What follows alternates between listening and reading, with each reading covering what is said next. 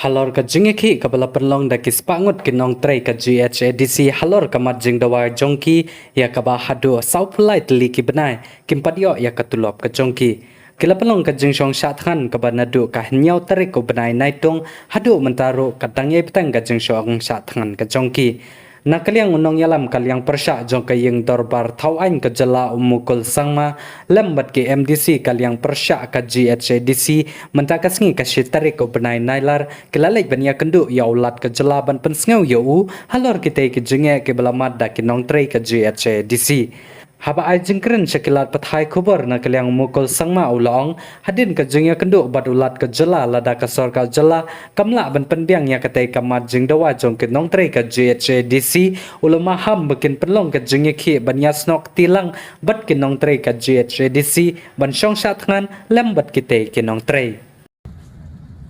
Now, keeping in mind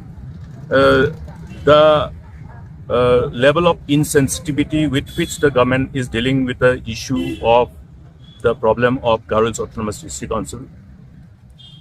In spite of the fact that the employees of Garhwal's Autonomous District Council who have not received their salary for last 43 months have been agitating since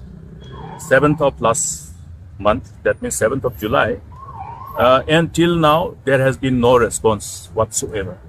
It is a reflection of their insensitivity, lack of concern, and dereliction of duty of the highest level. Therefore, it will be necessary for the people to not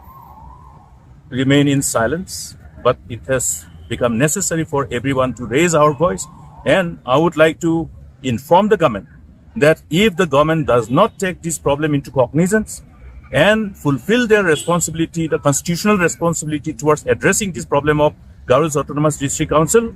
it will be necessary for us to join the agitation along with the employees of the Garhwal's Autonomous District Council. And I feel that even the people belonging to all walks of life also should raise their voice and articulate their concern appropriately. Thank you.